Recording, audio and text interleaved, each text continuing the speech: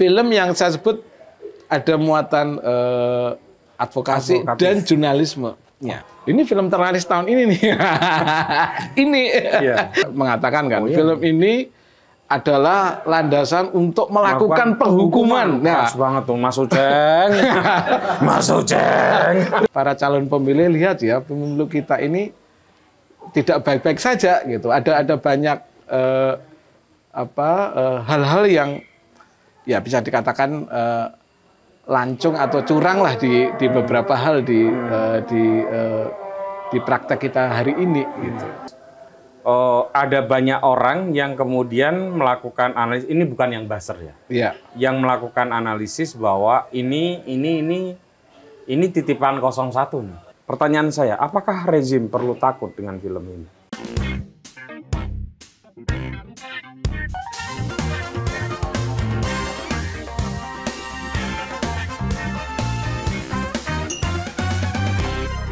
Halo teman-teman, ketemu lagi dengan saya, Putu TA, Kepala Suku Mojo. Di saat kami take video ini, itu jagat politik Indonesia sedang dihebohkan dengan film Dirty Food. Salah satu karya dari Mas Dandi Dwi Laksono, ya, yang sudah ditonton mungkin sudah lebih dari 10 juta penonton karena kan disebar di beberapa channel YouTube ya. Kita akan ngomongin itu, tapi itu nanti aja di babak akhir. Nah, narasumber saya ini tentu sangat otoritatif karena tidak banyak akademisi di Indonesia yang melakukan kajian atau fokus kajian tentang film dan politik. Beliau adalah Mas Budi Irawanto, PhD. Waduh. Selamat malam, Mas Putut. Gayanya udah kayak sutradara, Mas. Gitu ya? Ya kan biasanya sutradara itu rodo. Sering dikira Riri Reza karena keriting. Bukan karena wajahnya ya, karena rambutnya keriting. Teman-teman, untuk orang ini ya, menunjukkan kapasitas beliau, ini adalah skripsi beliau.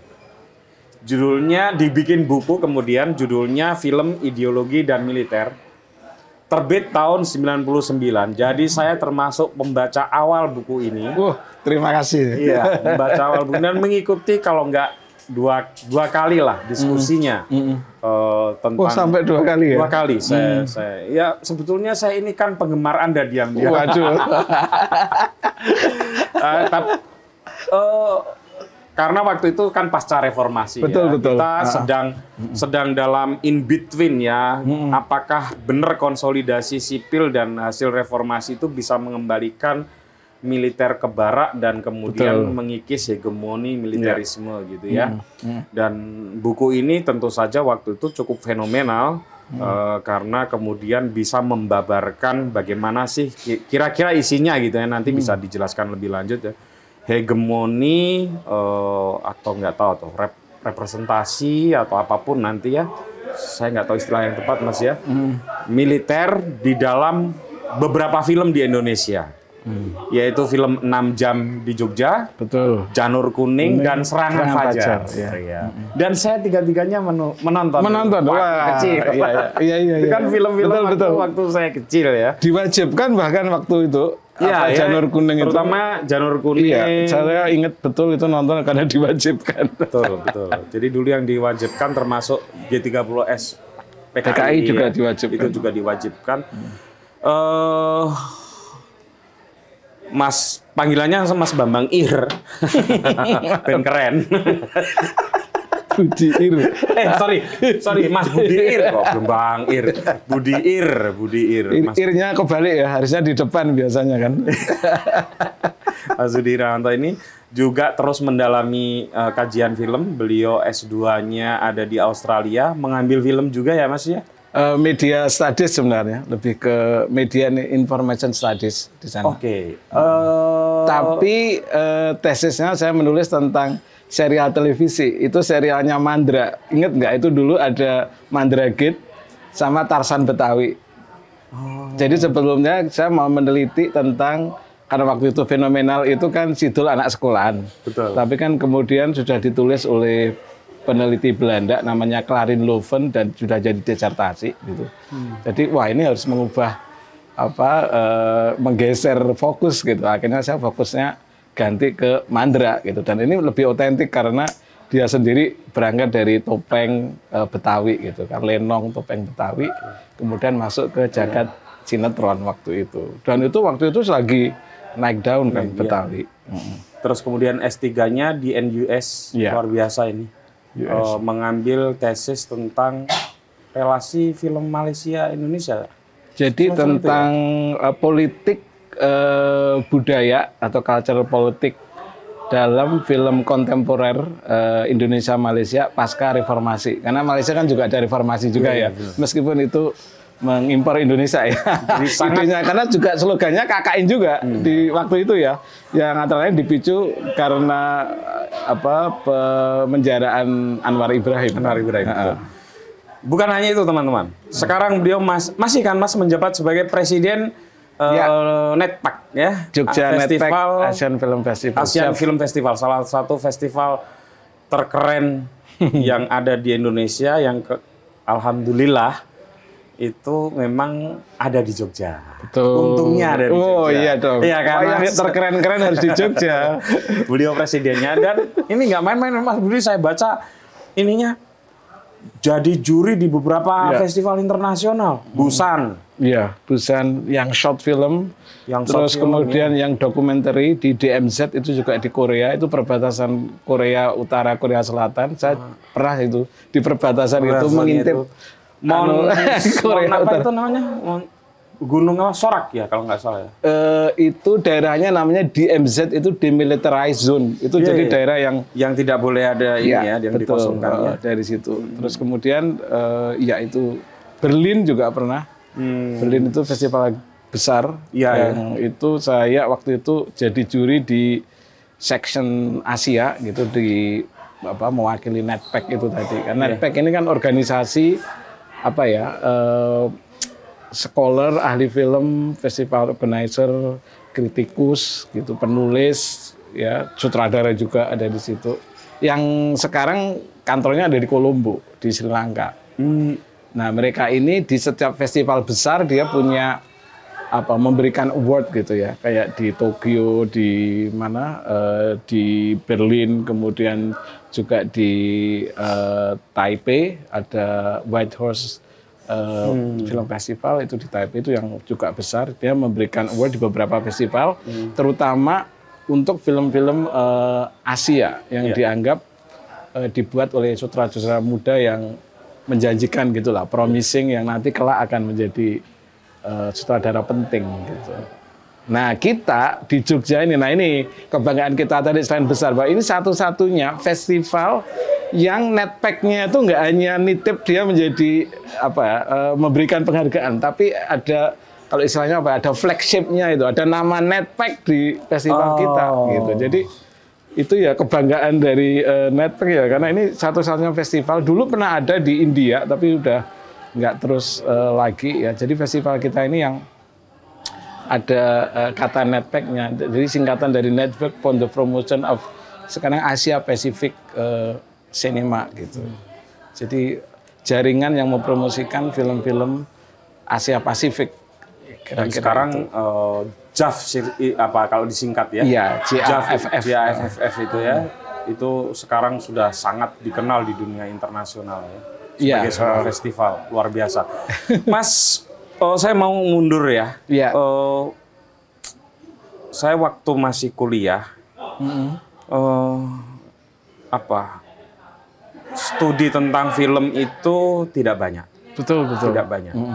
Saya hanya ingat satu tokoh saja yang kira-kira mirip sama jenengan, namanya Profesor Salim Said. Betul. Iya kan? Betul. Beliau seorang akademisi, punya concern yang tinggi terhadap film, punya concern yang tinggi terhadap militerisme, militer ya, dan kemudian banyak tulisan-tulisannya tentang film. Kalau sekedar essay dan lain sebagainya, saya pikir waktu itu sudah mulai banyak ya. Kayak Mas Garin itu sudah mulai sering menulis tentang film gitu. Tapi yang secara khusus film politik dan militer itu kayaknya ya kayaknya waktu itu baru Pak Profesor Salim Said ya, atau ada yang lain?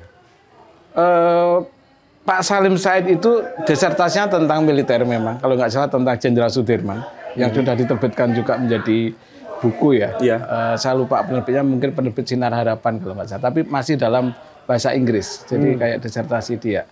Nah, filmnya itu dia karena dia penulis atau kritikus film di majalah Tempo. Jadi memang kemudian ada beberapa, terutama dia menulis beberapa kritik di Tempo dan sebagian yang lain kemudian dihimpun menjadi buku kan, dihimpun menjadi buku. Kumpulan esai ya? Ya, kumpulan esai yang itu ada yang pernah dipublikasikan, juga ada semacam makalah atau paper juga yang masuk di situ, tulisan panjang. Dan memang ada satu bab, saya lupa judul bukunya ya, itu yang membahas tentang kira-kira kaitan antara film dengan militer gitu, terutama bicara tentang film-film tentang revolusi sih sebenarnya waktu itu dia bicara itu.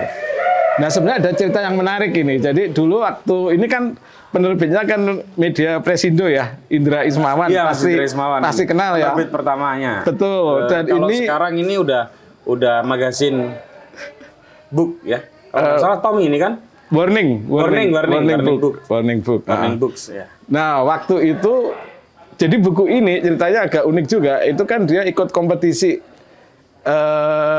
yang nanti dibiayai lewat kalau nggak salah IKAPI ya, melalui IKAPI itu diseleksi.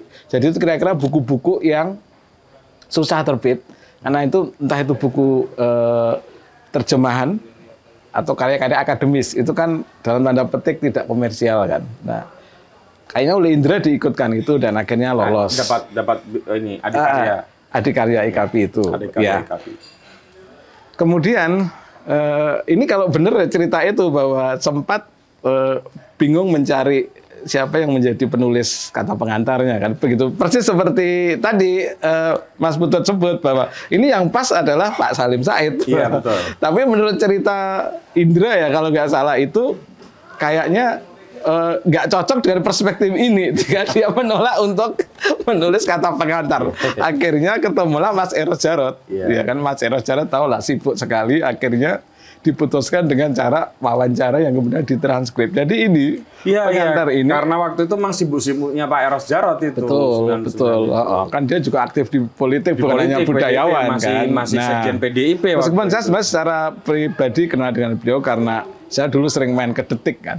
Itu kan teman-teman semua yang di sana itu ada Najib Aska, ada AS Laksana, Yusuf Arifin itu kan. Nah, Gus Ipul, Caimin. Betul, dia. Caimin dulu itu perpustakaan aja dia tuh. Bahkan jadi saya udah tahu di sana waktu itu. Nah, itu terus akhirnya ya inilah jadi buku ini gitu kan. Nah, yang menarik waktu itu buku ini sempat waktu launching adikarya IKAPI itu saya masih ingat ya dibahas ya buku ini. Satu buku saya waktu itu launchingnya di Bentara Budaya ya, dibahas buku ini, buku saya itu dari skripsi S1 terus bukunya Pak Munir Mulkan waktu itu. Abdul Munir Mulkan. Betul. Terus kemudian satu lagi buku filsafat kalau nggak salah. Ini orang-orang yang sudah senior semua ini. terus yang membahas itu waktu itu ada dokter film baru dari lulusan Perancis tapi sudah meninggal, namanya Pak Tanite Pengmasak, yang waktu itu dulu ngajar di IKJ sama di Uncas Atmajaya di Jakarta. Ya biasalah dia banyak memuji-muji dan saya benar-benar agak shock gitu karena ini skripsi ya. Terus setelah selesai ini saya lebih shock lagi nih, Mas Putut, karena para Kitri Tahi Simbolan pasti tahu kan? Hebat itu. Hebat banget lah, saya juga kagum baca banyak bukunya dia. Bawa buku ini sambil, Anda masih muda ya, bisa saya minta tanda tangan Pak Yayan? Ada yang bener aja ya. Aduh. Wah, apa ya? udah GR banget saya waktu itu, udah dibahas gini gitu. Tapi mungkin ya karena seperti dikata Pak Anda, saya mengatakan bahwa saya ingin dulu kan film itu selalu konotasinya hiburan ya. Betul. Maksudnya media hiburan lah, remeh-temeh enggak. Iya. Ya, apalagi waktu itu film-film pasti tahu lah, pas putut film-film esek-esek, film-film era-era itu. Itu kan, ketika film-film sinetron udah mulai naik, betul. ya film-film betul. Di kampung-kampung itu di kabupaten lah ya, film bioskop tutup semua, kalah dengan sinetron, ya kan? Jadi yang memantik ini sebenarnya dua hal. Satu, saya sendiri pecandu film apa aja saya tonton, film India mau film B-movie, film yang nggak mutu lah, pokoknya kayak gitu. Apa aja, pokoknya yang ada di bioskop di Jogja, saya sudah nonton semua. Mau bioskop apa? Royal, bioskop Soeharsono, ya toh Rahayu, terus Arjuna, Indra, ayo apa aja. Terus bioskop di Jogja. Itu kelahiran mana? Apa? Asli mana? Aslinya dari Jawa Timur, Tulungagung. Kok mengalami fase itu ya? Wah, fase semua. Royal itu saya nonton bioskopnya. Terus bioskop apa itu yang Regent, Presiden itu hampir semua bioskop. Nah, angkatan berapa kok bisa tahu bioskop? Angkatannya tua ini, angkatan 87. Ya nggak tua-tua banget. Cuman lu sekarang udah 55 loh. Beda 7 tahun sama saya. Ya banyak 7 tahun. Enggak, soalnya saya masuk Jogja hanya tinggal 3 atau 4. Oh iya, ya, betul. Saya masuk 95. Tapi masih lihat bioskop Ratih tahu? Indra? Tahu Indra masih. ya, masih ada ya. Terus yang di tempat saya terakhir nonton AADC itu yang di Jembatan Layang. Oh, bioskop Mataram. Mataram. Iya, nah, itu udah paling mewah itu. Yang terakhir itu udah. Betul, itu bioskop paling mewah. Koko terus kemudian nggak lama tumbuh XX1 yang di Jalan Adi Sucipto. Dulu Regent itu namanya. Iya. Yang pernah kebakar loh. Saya itu sampai sejarahnya sampai tahu semua loh. Kelihatan kalau Mas itu kerjanya ke bioskop. Terbakarnya itu agak dramatis bagi saya. Kenapa? Karena pertama kali saya menonton film di bioskop di Jogja. Dan di situ dan besoknya terbakar.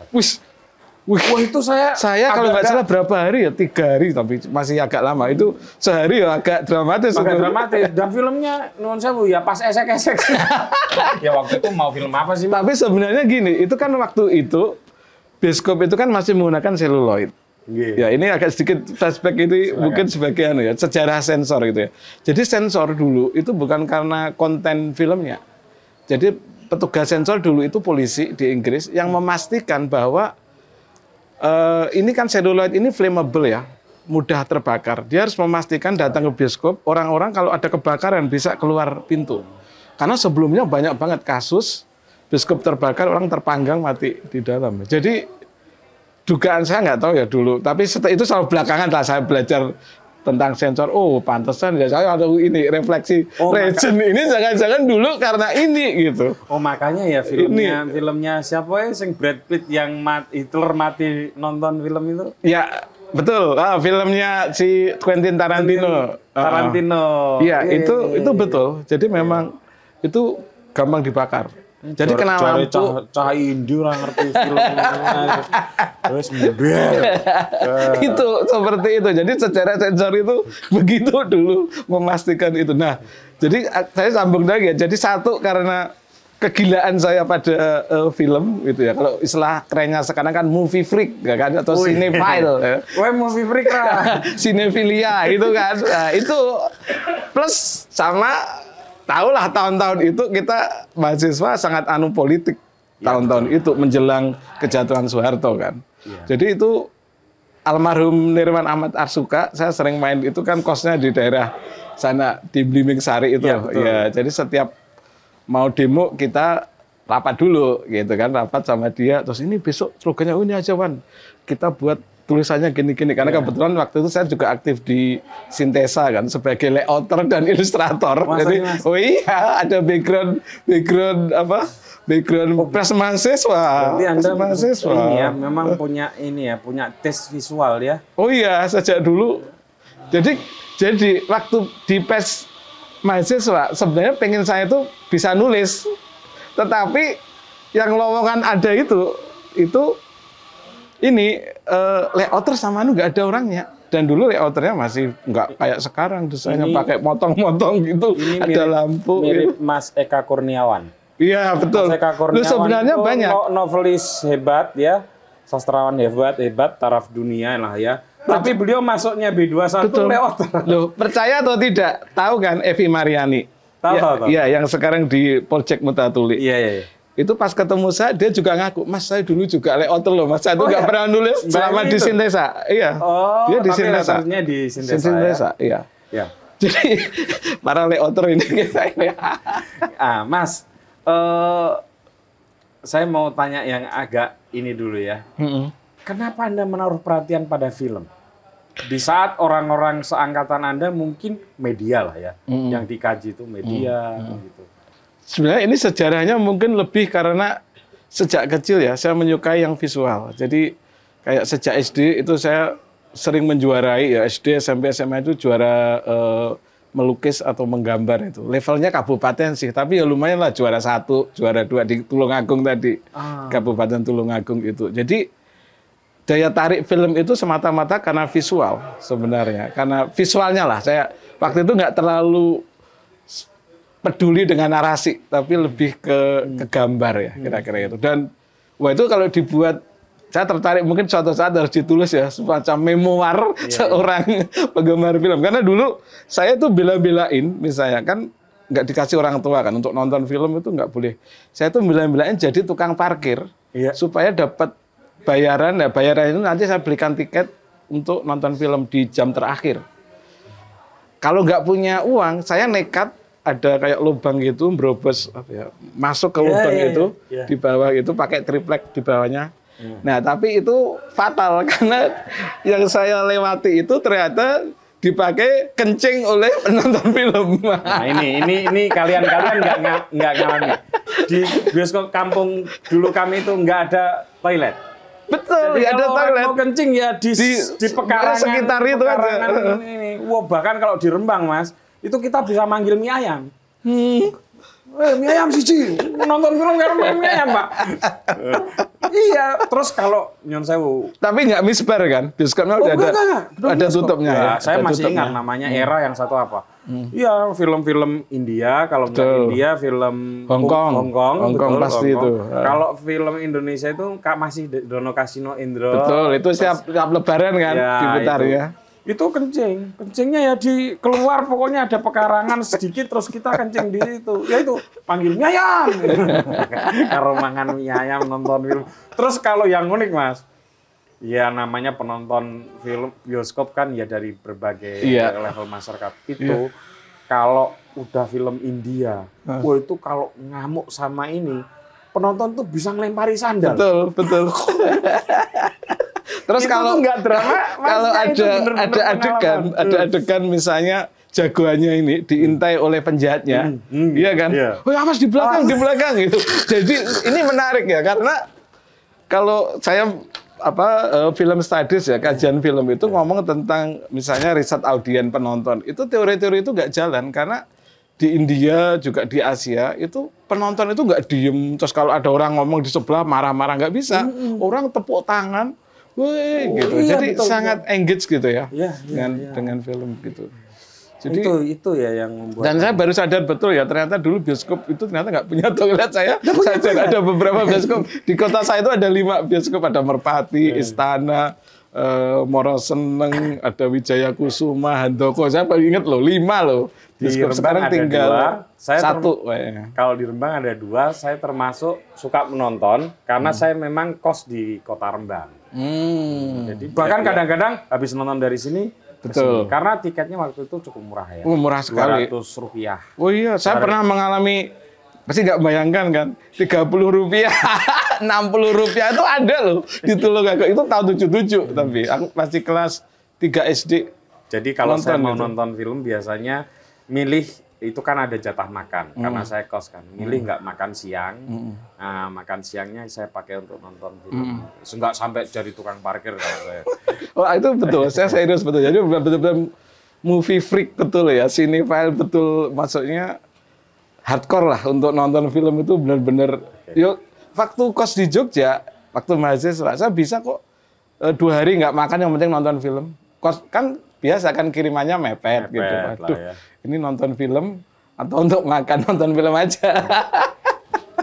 Nah, Mas, kalau perkembangan film Indonesia sekarang ini, dari beberapa perspektif aja lah ya, kita ambil 2 perspektif saja, dari perspektif industri dan perspektif konten, yang kadang-kadang kan dihadap-hadapin nih.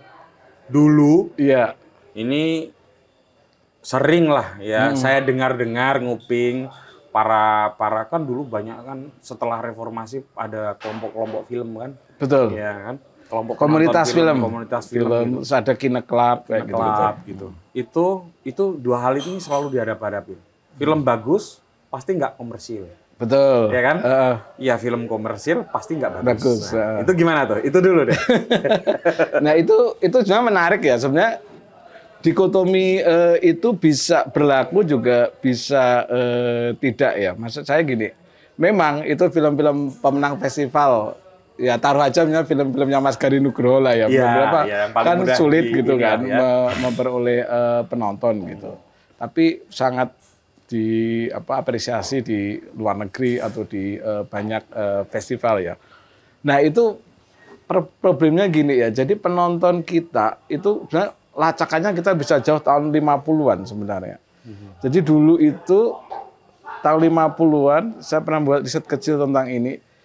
Pesaing film Indonesia itu bukan Hollywood, tapi film-film dari Malaya yang waktu itu masih Singapura sama Malaysia itu masih jadi satu ya. Film-film P. Ramlee ya waktu itu. Dan film dari Filipina. Mengapa itu pesaing? Karena formula film waktu itu mirip dan pasarnya memperebutkan pasar yang sama. Satu, filmnya mesti ada lagu-lagunya. Itu ciri khas, itu sudah kayak formula ya, ada lagu-lagunya. Ya cerita-ceritanya sangat melodramatik, ya kan pasti cerita tentang orang kaya jatuh cinta sama orang miskin. Nah, itu pasti cerita kayak gitu. Yang di filmnya P. Ramlee ada 2 derajat, itu cerita tentang kayak gitu. Terus beberapa juga diangkat dari legenda-legenda juga. Jadi cerita kalau tahun film 20-30 kalau di sini dulu ada Sangkuriang. Betul, gitu kan. Dulu beberapa dari legenda Cina juga diangkat ke film gitu. Nah, di film-film komersial ini memang peran produser itu sangat penting dari dulu. Berarti produser itu kira-kira yang punya kekuasaan untuk bisa mendikte lah kira-kira sutradara dan juga menentukan di dalam proses casting ya. Ada di film itu ada namanya star system, di mana kalau kita menggunakan bintang yang terkenal maka ada jaminan film itu akan laku, ya kan? Tapi itu bukan rumus karena film yang laris box office itu sebenarnya Mas Pudut itu nggak ada formulanya, maksudnya nggak ada film yang akan ini pasti nanti filmnya akan laris gitu. Mirip buku Mas. Ya. Buku juga nggak bisa. Buku kan? Buku itu hanya bisa kita semua variabelnya kita penuhin. Betul. Kontennya kita nggak bagus. Betul. Covernya bagus, penulisnya, bagus, promonya udah bisa terkenal. Betul, sama. Tapi apakah betul itu diterima oleh pasar? Belum tentu. Belum tentu. Ini contoh yang menarik kayak film God Must Be Crazy pasti tahu. Iya. Itu film dibuat sangat murah biayanya, tidak ada promosi, tapi itu box office di seluruh dunia. Saya nonton di kampung itu masih ada, Dev. Iya kan? Saya masih nonton. Ceritanya sederhana banget kan? Sangat sederhana. Tapi itu box office seluruh dunia, nggak ada promosi, nggak ada, budgetnya nggak gede, nggak pakai bintang terkenal dan seterusnya. Nah, tapi di kita, ini kembali ke kita, ini kan seperti itu dan ada kecenderungan untuk melakukan semacam copycat. Jadi kalau ada film sukses secara komersial itu maka dianggap itu kalau kita replikasi itu pasti akan mungkin di buku juga barangkali juga agak kemiripan seperti itu kan. Mirip. Lagi trennya apa? Begitu healing ini, how to numpangin. Iya, numpangin. Ingat kan filmnya Hanung 2018 Ayat-Ayat Cinta? Iya, setelah itu kan Sajadah Cinta apa-apa. Yang tidak semuanya, semuanya sukses kan, secara komersial kan? Iya. Iya kan? Iya. Oh, ada juga ya di filmnya? Di film seperti itu. Dulu film-film tahun 70-80-an mengadaptasi novel-novel terkenal. Mirawi apa gitu. Karena menganggap ini udah ada pasarnya nih. Ini kalau kita buat film nanti pasti akan ya yang nonton katakanlah separuh dari pembaca. Ini kan masih di mindset ini kan masih produser kita masih seperti itu. Jadi akhirnya kalau misalnya tadi film Islami lagi naik daun, semua ikut itu. Sempat kan? Horor. Nah, itu lagi naik daun sukses, semua akan ngikuti.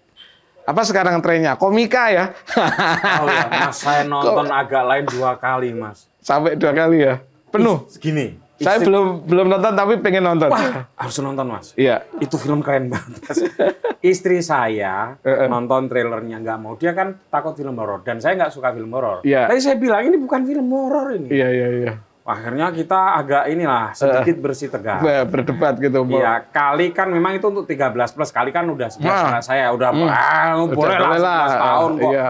Gitu. Nonton. Kali juga awalnya nggak suka. Begitu kita nonton, pulang kali mengkoordinir teman-temannya untuk nonton lagi. Iya. Istri saya mengkoordinir teman-temannya juga, ibu-ibunya. Itu yang membuat. Iya, terus saya bilang, loh kalau kalian pada Sudah 3 nonton juta lagi, loh saya itu. belum nonton. Iya, betul. Akhirnya saya nonton lagi. 2 minggu udah 3 juta itu. Wah, Mas, itu keren banget. Iya. Maksud saya gini ya, saya nggak ngerti film. Kan mohon maaf sekali. Saya ini kan sudah masuk di babak yang nggak mau mikir kalau film, Mas. Iya. Iya, sama kayak teater dulu waktu Kalau dari genre sukanya apa? Action, horor, drama? saya horor pasti enggak lah. Horor enggak ya? Enggak ya. Oh. Iya. Makanya saya dulu kalau stres nonton film action. Action, betul. Pokoknya Sama sih. Kalau saya lagi nggak mau mikir action. John Wick? John Wick. Born Identity, Born Identity dan lain-lain kan ada 3 atau 4 ya. Pokoknya tembak-tembakan. Matt Damon bintangnya. Matt Damon. Marem gitu ya. Keluar ini dong Equalizer ya. Equalizer bener. Wah, itu. Pokoknya ketawa nganti akhir gelut. Jason Statham. Wah, Transporter. Nah, tapi begitu punya anak agak beda, Mas. Iya. Agak aduh ini kok keras-keras ya. Iya. Agak terganggu saya. Enggak tahu ya ini perkembangan psikologis mungkin ya. Mulailah film-film keluarga tapi yang menghibur. Nah, ini mulai dari yang apa sing Danau Toba itu? Oh, ini apa ngeri-ngeri sedap. Ngeri-ngeri sedap tuh. Vinny Dion ya. Ya, saya suka. Ini agak lain lebih gila, Mas. Agak lain ini saya nggak ngerti film. Tapi menurut saya solid film ini. Solid ya. Saya sebagai dari penulis. Dari sisi cerita ininya nggak terlalu banyak loop atau lubang-lubang gitu ya. Premisnya unik. Terus dramaturginya menarik, permainan temponya keren gitu. Dan itu menggabungkan 2 genre yang sebenarnya kontradiktif ya, antara komedi dan ada horornya kan. Ada horornya. Nah, itu kan menarik gitu. Plus dari sisi genre ada sisipan-sisipan melodramatis. Orang yang ini bisa kesentuh hatinya dan bisa menangis. Iya. Luar biasa film itu. Agak lain itu. Memang agak lain ini filmnya. Nonton, judulnya memang agak lain ya. Saya kepikiran untuk nonton yang ketiga kali. Iya, nanti saya nonton, itu kita buat podcast ini ya. Oke. Ya, itu sekarang masih ya kayak gitu. Masih. Tapi perkembangan secara industrial? Secara industrial sebenarnya kita semakin ekosistemnya semakin menarik ya. Kayak misalnya para pembuat film pemula atau awal gitu yang pasti sulit kan dapat produser, dapat apa kan belum punya portfolio yang panjang gitu kan. Banyak dana-dana yang ada Indonesiana, ada yang di Jogja aja ada Danais itu yang saya kebetulan juga bagian dari kuratornya itu sudah beberapa 3 tahun film-film bagus. Betul. Jadi kalau dulu susah itu, karena nggak ada fasilitasi semacam Akatara itu juga ada. Nah, bantuan-bantuan itu kan macam-macam ya. Ada yang total untuk produksi, ada yang development, ada promosi gitu. Maksudnya banyak dan tidak hanya di Indonesia, di luar juga banyak gitu. Misalnya di Bangkok itu juga ada yang dia memberi bantuan tertentu itu ya untuk sinema di Asia Tenggara gitu. Jadi itu entah itu script development dan segala macam. Terus kemudian ada model lab-lab itu ya, kayak filmnya Makbul ya, Makbul Mubarak, udah nonton kan, autobiografi. Jadi dia masuk ke lab itu artinya skripnya itu di develop di beberapa lab, ada di Torino, di mana itu ada sekitar 10-an lab atau berapa sebelum film itu diproduksi. Jadi makanya sangat cukup solid kan dari sisi cerita dan skripnya gitu, karena udah banyak feedback input dari mana-mana gitu. Nah, kemudian juga peluang-peluang kolaborasi itu sekarang cukup besar ya. Maksudnya dengan pihak luar gitu. Jadi sekarang kan kalau dulu itu ya mau nggak mau hanya di Indonesia aja nih buat film itu setengah mati gitu di sini. Sekarang ruang-ruang itu terbuka sebenarnya gitu. Di samping industrinya ya, industrinya sendiri juga kita pelan-pelan sudah bisa, film kita yang di atas 1 juta itu artinya itu sudah untung ya, secara penonton ya. Jadi ini sudah sangat untung sekali ini, agak lain. Udah 3 juta dia soalnya. 3 juta, ngeri. Ya itu sudah pasti untung banyak lah itu. Untung banyak. Karena film itu pasti juga nggak akan pakai CGI yang mahal atau segala macam, ya kan? Setnya itu pasar malam. Nah, paling setnya itu buat pasar malam itu yang mungkin agak agak memerlukan mahal gitu.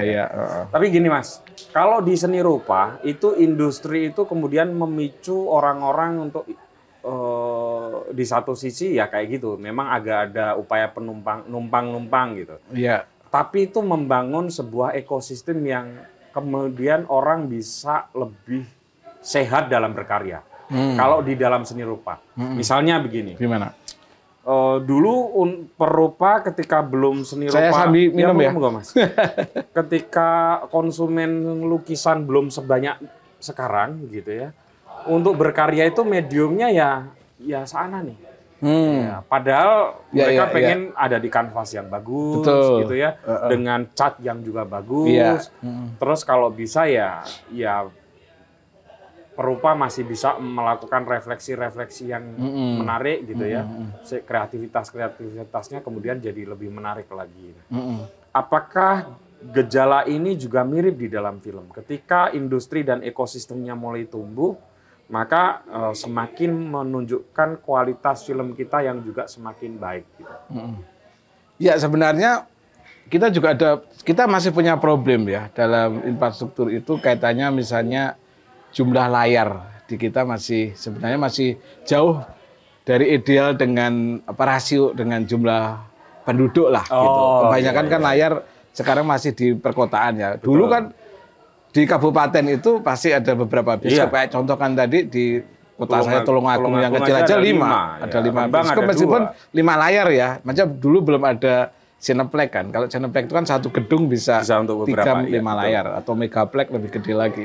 Nah, kita yang hari ini nggak ada itu sebenarnya entitas yang namanya distributor. Dulu ada. Jadi distributor itu yang menghubungkan antara produser dengan pemilik bioskop atau yang sering disebut sebagai eksibitor. Sekarang persoalannya adalah bagaimana produser ini dengan jumlah layar yang kita tahu masih belum banyak ini harus deal langsung dengan pemilik bioskop. Sehingga pemilik bioskop relatif punya otoritas yang lebih kuat sebenarnya. Karena dia bisa menentukan. Misal contoh ya, misalnya selalu hari-hari di mana pembuat film pengen diputar filmnya, itu adalah lebaran atau liburan sekolah. Wah itu pasti antrinya rebutan. Kayak kalau di Amerika atau di Barat itu Christmas Eve atau New Year. Itu kan, wah itu keluarga ngumpul, mereka pengen keluar bareng nonton film. Itu yang kemudian menjadi menurut saya ya, kadang pemilik bioskop kadangkala dia bermain safe aja. Wah ini film ini produsernya filmnya udah laris, ini deh yang kita dulukan. Sementara mungkin tadi ya misalnya ada film yang potensial menarik, ceritanya baru akhirnya harus masuk ke antrian yang panjang gitu. Jadi momentum ininya nggak dapat akhirnya dia dari sisi penonton untuk ini gitu. Jadi ini yang menurut saya dari sisi ekosistem sebenarnya distributor ini yang peran ini. Dulu memang pemerintah ada intervensi, itu ada PT Perfin yang mengatur peredaran film. Jadi film itu di Indonesia dibagi zona-zonanya. Misalnya kayak Sumatera, misalnya sama Jawa Barat, kemudian ada Jakarta, Jawa Tengah, Jawa Timur, terus nanti wilayah di timur Indonesia, Makassar, dan itu mereka membagi zona-zona, dan zona-zona ini diatur gitu peredarannya. Kan pasti merasakan ya, di kota kecil film ini kok nggak main-main gitu. Maksudnya karena kita dapat jatah yang di peredaran mungkin yang agak terakhir ya. Karena di peredaran film itu ada yang namanya first run, second run, third run. Jadi minggu pertama sampai ini dia akan diputar di mana dulu. Kalau pernah nonton film Janji Joni juga kan, waktu itu juga ini pindah dari sini bioskop ini dibawa ke sana. Jadi urutan muternya aja meskipun dalam hari yang sama beda waktunya kan gitu. Nah, ini yang menurut saya agak nggak tahu ya, ini peran ini jadi tidak ada. Jadi mereka harus dia langsung dengan, nah ini yang kemudian ada problem bottleneck dan segala macam. Akhirnya ya mereka produser-produser besar yang bisa kasih garansi ini filmnya akan main, akan ditonton banyak, dia yang akan merajai bioskop gitu. Walaupun tetap pakai eksperimen kan, misalnya dikasih berapa layar dulu dites ya.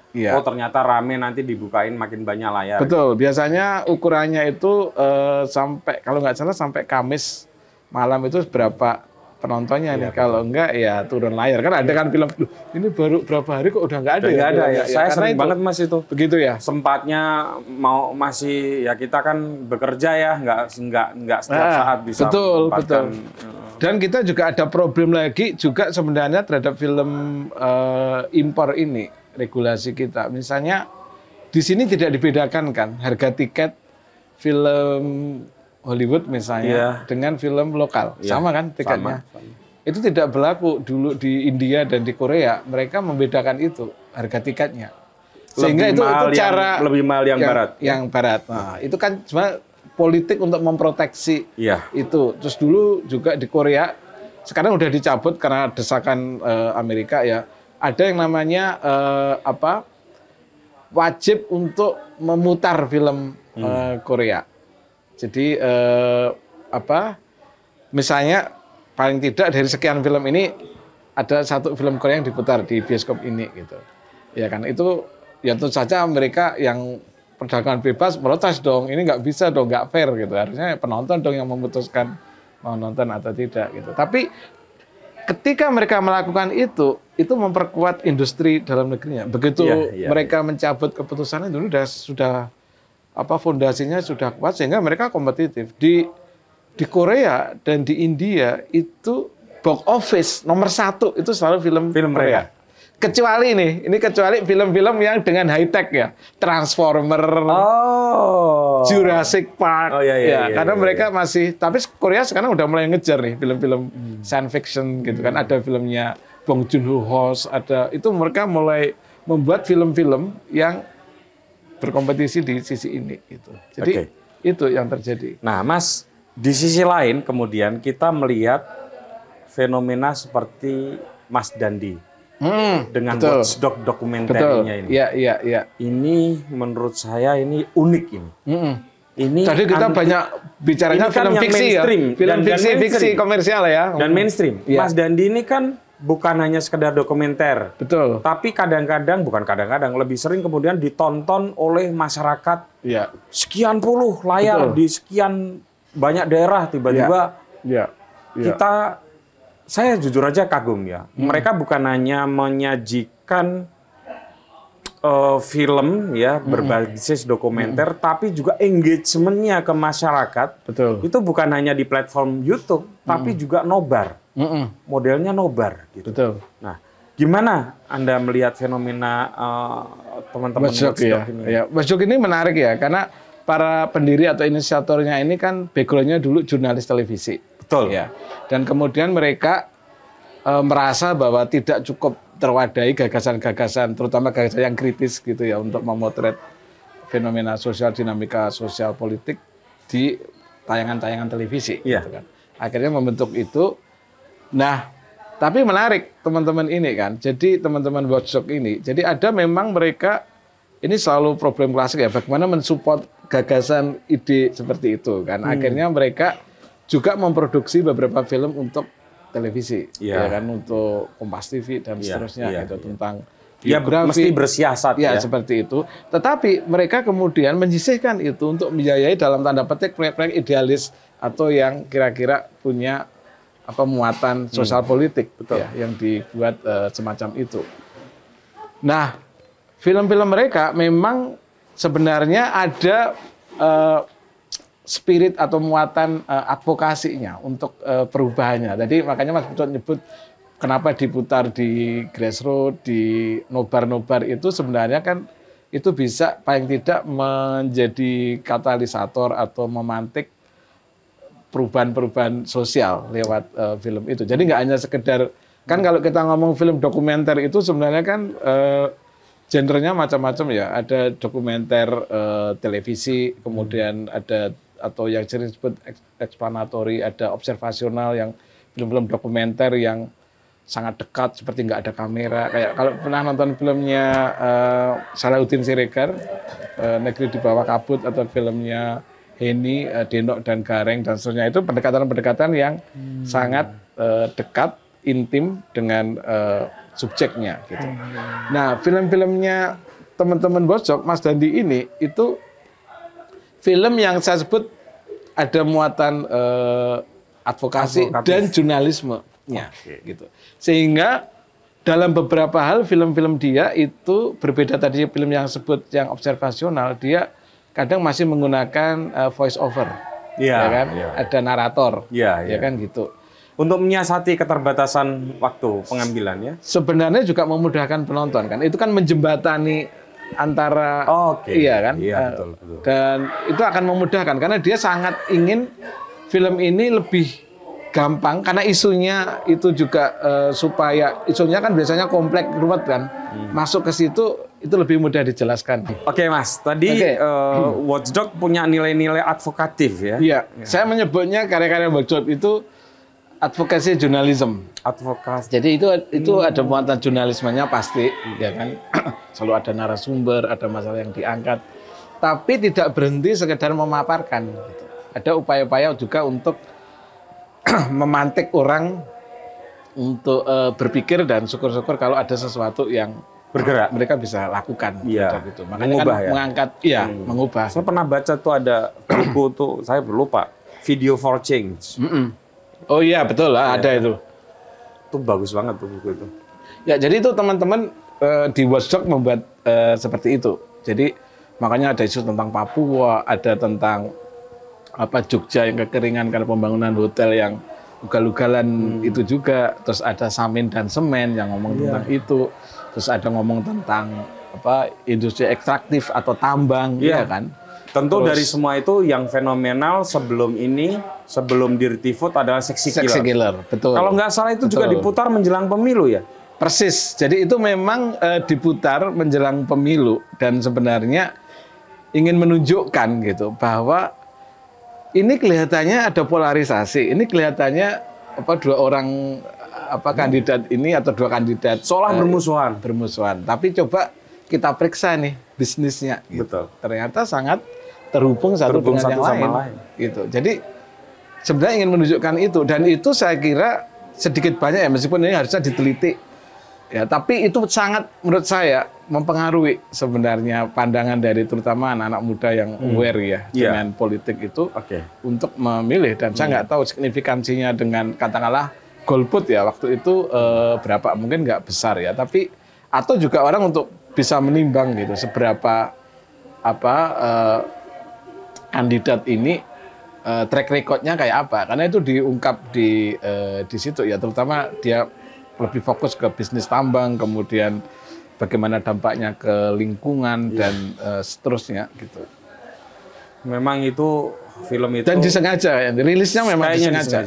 Nah, bagaimana dengan Dirty Food? Ini juga sama. Disengaja. Disengaja kan, rilisnya kan Tapi 11 Februari, 11 ya kan? Februari. Itu 3 hari sebelum tanggal 14. Masa ya tenang kan? tuh. Masa tenang. Masa tenang yang dibikin gara-gara sama Mas Dandi Ces. Betul. Sama Mas Uceng. Dan ini film terlaris kalau kita mau ngomong, ya kan? Tadi Terlaris disebut Mas Putut agak lain.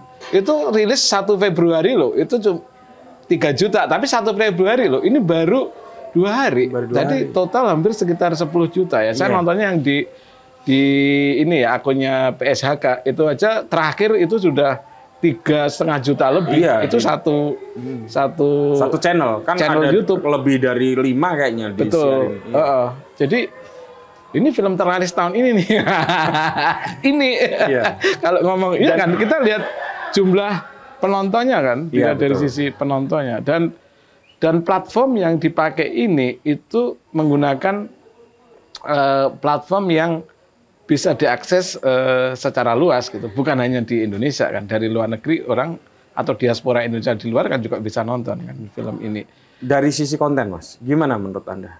Nah, ini kalau dari sisi konten sebenarnya saya lebih melihat film ini sebagai civic education. Ya kan, Mas Ferry Amsari mengatakan, oh film ini mendidik gitu. Dia menggunakan kata film yang mendidik untuk melihat bagaimana ada kecurangan di dalam proses pemilu kita, kan gitu. Kata ini kan berarti itu. Atau kalau di kategori dokumenter ini dokumenter instruksional, menunjukkan orang ini loh pemilu seperti ini yang terjadi seperti ini, ya kan? Ya kan Mas Zainal, Mas Uceng juga mengatakan kan, film ini adalah landasan untuk melakukan penghukuman. Nah, pas banget tuh Mas Uceng. Mas Uceng. Berarti kan ada intensi yang jelas film ini. Jadi nggak hanya dan para subjek yang dihadirkan di situ, ya itu sebenarnya kan berusaha untuk menjelaskan atau mengikat seluruh fenomena-fenomena. Saya sendiri ya secara pribadi saya nggak menemukan yang baru dalam arti saya soalnya mengikuti itu interview di Tempo, gitu di beberapa podcast yang lain. Cuma memang agak lebih runtut, Mas. Betul. Runtut jadi ya, komprehensif dan lebih komprehensif. Maka itu bagi banyak orang saya menyadari ini terlalu berat.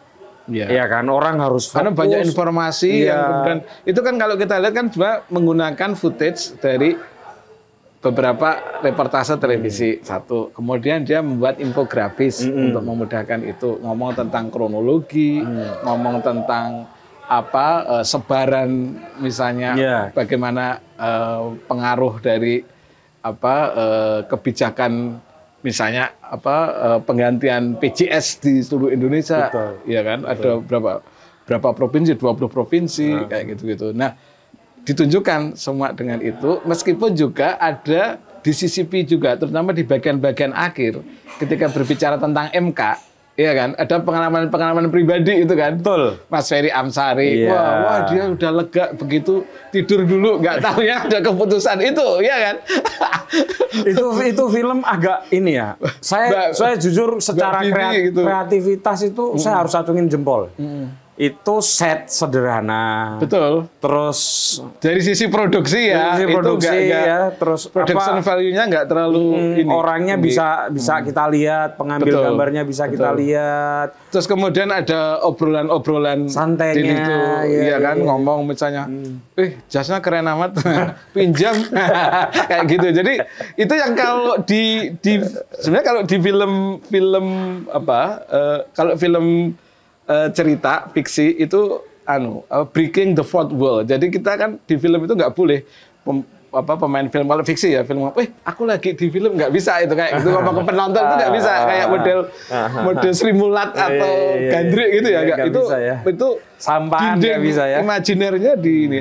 Dan juga film dokumenter itu yang saya sebut tadi misalnya kayak pendekatan yang observasional itu kan pembuat filmnya kayak anonim, nggak ada.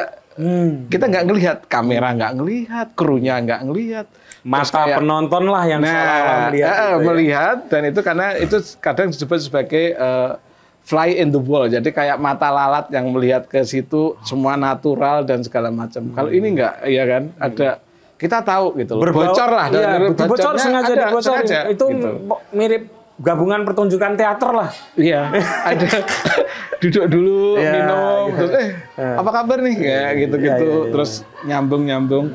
Iya, ini menurut saya unik juga dari sisi itu. Kalau dikatakan model televisi kan lain kan. Televisi kita nggak tahu ininya kan, apa behind the scene-nya kita nggak tahu kan. Itu di situ Mas Dandinya juga duduk di pojokan ngamati gitu juga kelihatan gitu kan, kru-krunya seperti itu kita bisa ngelihat gitu. Nah, ini yang menurut saya tadi seluruh informasi-informasi itu sebenarnya kan dihimpun dari beberapa yang sudah ada, kemudian coba dibingkai oleh para narasumber ini, para subjek di dalam ini yang dengan bahasa yang sangat sederhana, mudah, dibantu infografis dan visualitas data itu memang aspek civic education-nya lebih kuat film ini, itu lebih ngomong tentang ini loh. Para calon pemilih lihat ya, pemilu kita ini tidak baik-baik saja gitu. Ada banyak hal-hal yang ya bisa dikatakan lancung atau curang lah di beberapa hal di praktek kita hari ini gitu. Jadi itu, Mas, apakah film seperti itu bisa membantu membuat perubahan? Sebenarnya kalau kita ngomong perubahan itu kan faktornya banyak ya. Iya. Ada makanya saya ada pilih momentum, diksinya ada pengorganisasian. Ya. Betul. Kalau dikatakan membantu itu jauh lebih moderat untuk mengatakan itu, atau bisa menjadi pemantik lah, atau menjadi katalisator gitu kan. Betul. Jadi film tidak satu-satunya faktor untuk itu. Kalau menurut saya ini sangat mempengaruhi terutama penonton-penonton yang masih undecided voters atau swing voters, karena mereka masih terus mencari informasi sampai detik terakhir mereka memilih di bilik suara. Dan angkanya cukup tinggi loh, Mas. Betul. Angkanya itu sebenarnya yang nggak banyak diungkap oleh beberapa survei atau polling, terutama kalau orang hanya gini kan melihatnya elektabilitas gitu, nggak melihat misalnya ketika apakah mereka sudah mantap memilih ini. Kalau kita itu lihat itu cuma 30-an, 20-an. Kalau gitu. Undecided voters itu ditambah dengan kekurang mantapan, betul. Itu kombinasinya itu jadi gede. Jadi gede. Jadi tetap itu nggak bisa dijadikan sarana untuk memprediksi kemana preferensi dari pemilih dari semua survei-survei belakangan itu, karena itu masalahnya. Bener nggak ya? Tadi kayaknya pemerintah melarang nonton bareng film itu ya? Ada nggak? Pertanyaan saya, apakah rezim perlu takut dengan film ini? Ya kalau cemas iya, karena ada banyak beberapa. Karena beberapa diungkap ya di situ dengan jelas. Misalnya nih, bagaimana menteri-menteri yang sebenarnya mereka tidak cuti, kemudian bahkan tidak menjadi tim resmi kampanye ikut berkampanye. Satu itu, ya kan. Kemudian bagaimana tadi politisasi bansos misalnya ditunjukkan di situ kan, yang itu sebenarnya footage sudah secara publik bisa diakses kan. Itu pemberitaan media televisi di Indonesia, televisi swasta di Indonesia gitu. Terus gini Mas, tadi kan Anda bilang ini genrenya advokatif jurnalisme, ya. Itu mirip, secara umum ya. Secara umum ya. Filmnya teman-teman Watchdog ya. Nah, di dalam jurnalisme itu kita diminta untuk cover both sides. Iya.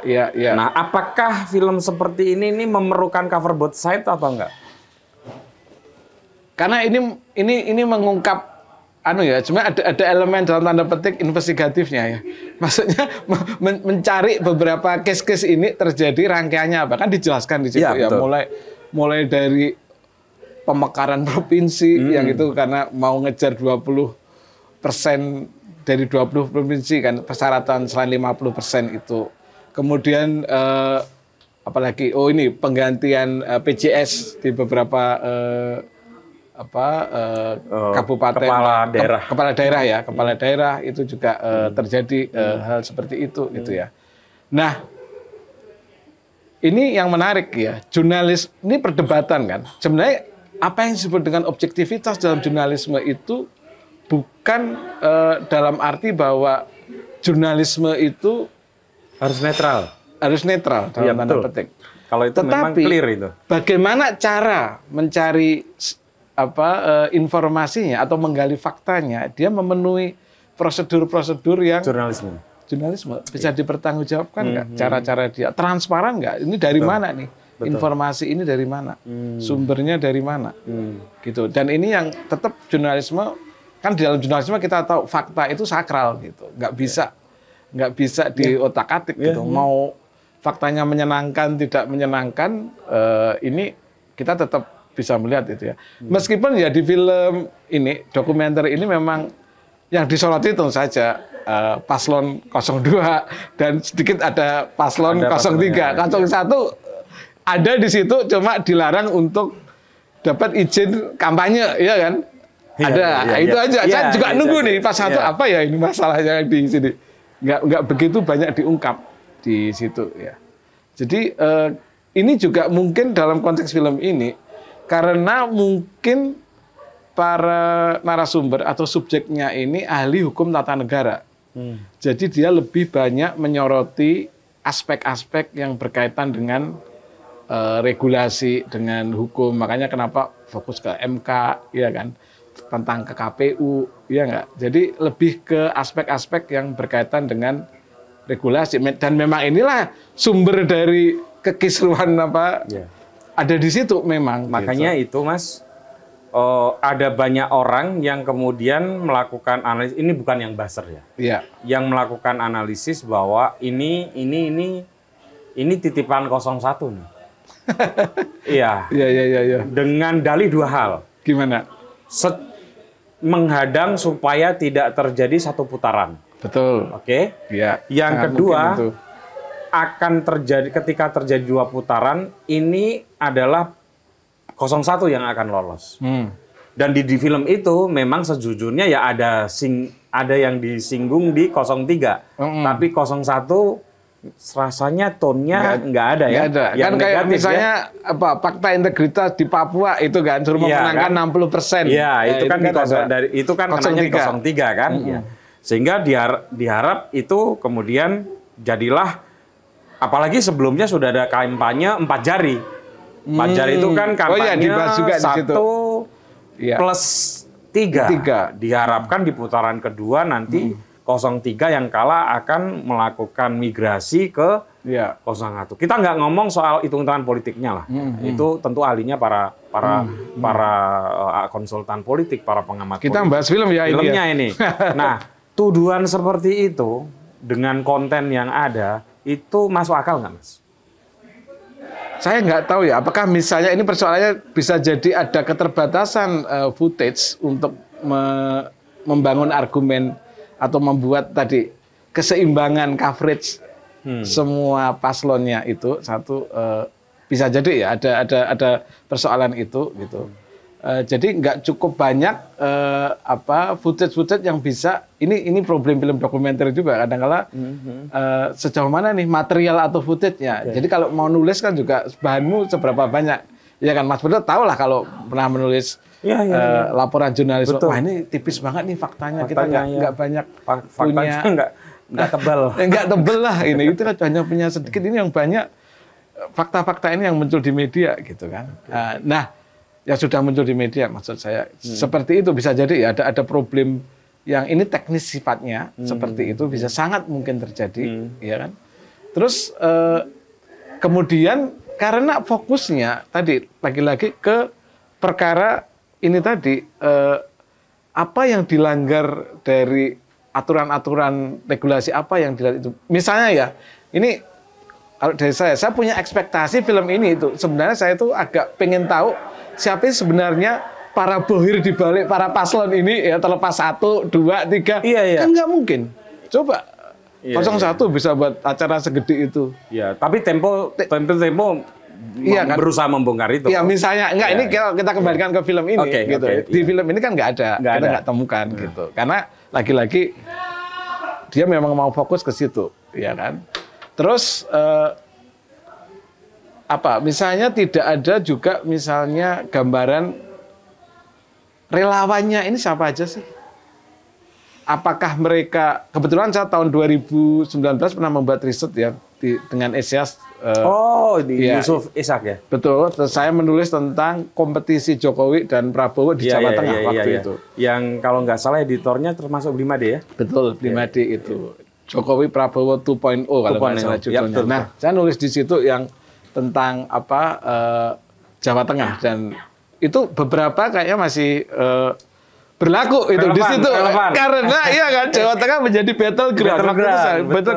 Itu bukan hanya perkara jumlah pemilih, tapi ini perkara pertaruhan prestis juga.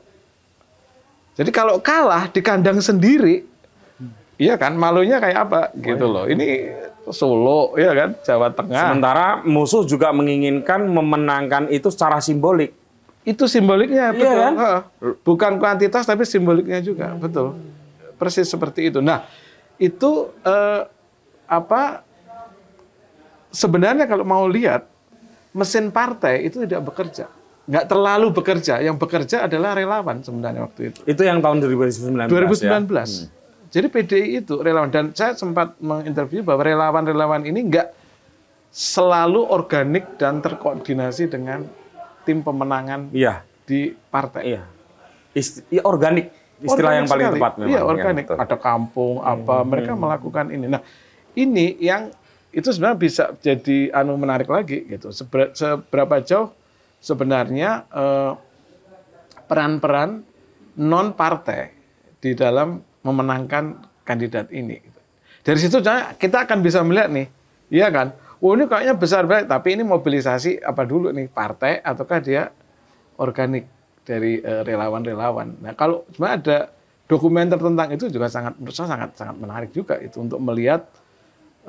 Karena ini menentukan loh sebenarnya mereka ini, karena yang jelas mereka militan, bergerak sendiri dengan dana sendiri, iya kan, dan loyal dan seterusnya gitu. Nah, ini lebih menyorot pada aspek, karena kayaknya memang mau melihat ini pelanggaran problem serius secara konstitusional di pemilu kita hari ini seperti ini, yang itu tidak ketemukan di pemilu 2019 ya, kecuali dulu dramanya kan ketika menolak hasil itu, ya kan. Yeah. Tapi proses dari awalnya, dan ini serius banget karena mulai dari KPU, Bawaslu, persoalan semua, netralitas aparat polisi, tentara, pegawai negeri dan seterusnya juga persoalan. Jadi memang ini persoalannya kita memang. Saya sendiri deg-degan loh melihat ini besok hasilnya kayak apa ya. Oke. Iya kan? Oke. Saya akan menanyakan 2 pertanyaan karena silakan. Sudah 1 jam lebih. Iya. Yang pertama, apakah dengan menonton film Dirty Food,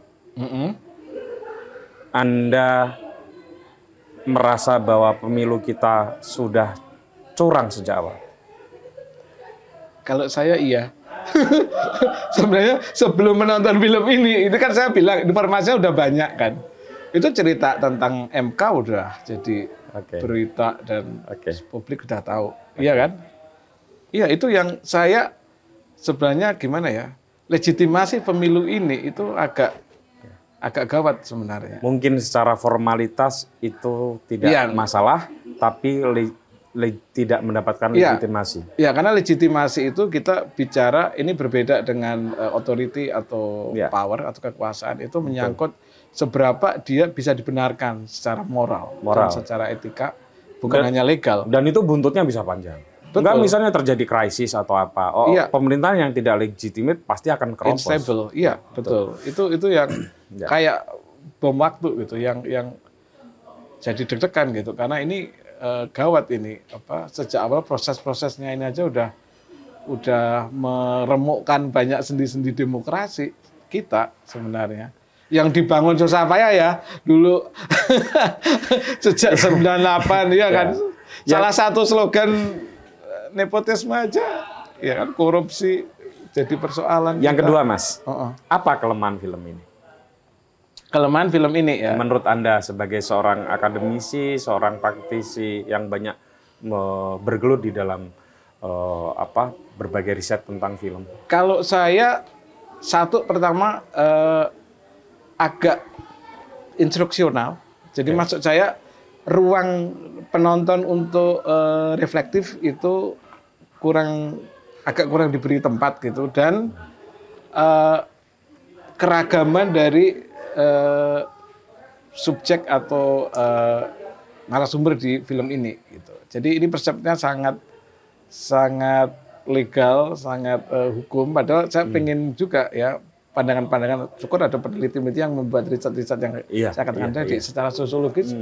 Bagaimana sih suasana masyarakat di bawah itu sebenarnya kayak apa sih? Apakah yang sering diklaim oleh para politisi-politisi gitu kan? Ya, tapi saya tuh pengen banget loh Mas, ngelihat apakah bener sih yang disebut 82% ini, itu gimana operasi dalam ini, bukan operasi pengerjaannya ya, tapi betulkah itu beroperasi manifest di dalam kesadaran masyarakat gitu loh.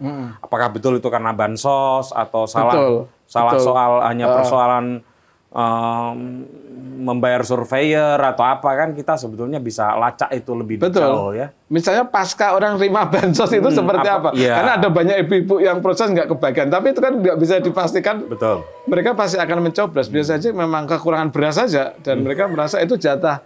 Nah, kok nggak dapat sih? Belum lagi di kalangan kelas menengah mulai ada kesadaran ini. Ini kok semenjak bansos kita susah nih cari beras di. Ya ini bener ya. Susah kan cari beras di swalayan kayak Iya. Jadi kalau ada keragaman itu mungkin akan ya saya tahu mungkin sebuah film dengan durasi yang ya hampir 2 jam ya, 1 jam 50. Kalau itu ditambah bisa 4 jam. Itu jelas tidak cukup untuk merangkum kompleksitas yang kita hadapi menjelang pemungutan suara ini yang kita tahu, waduh banyak banget gitu, apa masalah-masalah yang ada di situ gitu ya.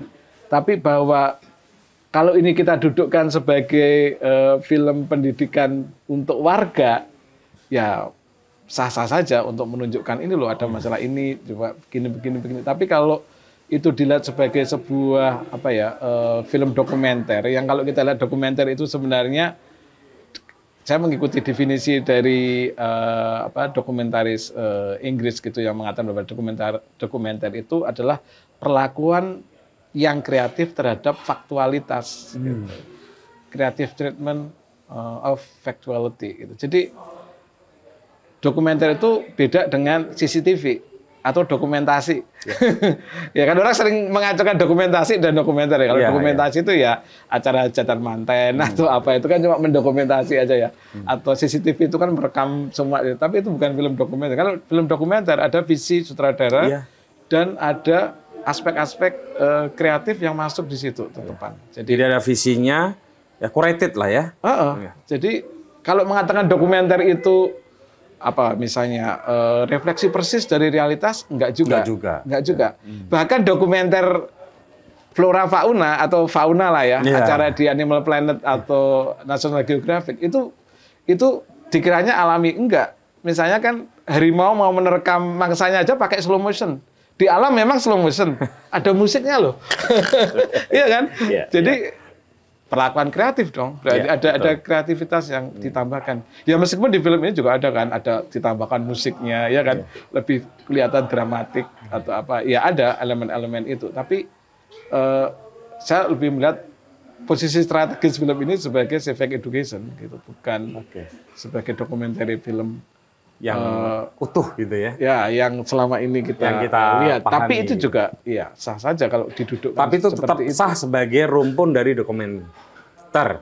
Iya. Ya, film dokumenter. Karena variasinya banyak. Dokumenter juga bisa animasi juga kok. Ya. Sekarang banyak banget ya. Jadi sah-sah saja gitu untuk menjadi satu rumpun dokumenter juga gitu. Dengan tadi kita udah diskusi banyak inovasi-inovasinya, bagaimana dibuat sengaja bocor, penonton bisa tahu obrolan di luar itu gitu. Jadi itu juga menarik menurut saya. Udah punya calon siapa yang mau dicoblos, Mas? Wah, ya kalau diomongkan rahasia. Enggak. Saya kan tanyanya udah punya, belum. Saya nggak tanya Anda mencoblos siapa.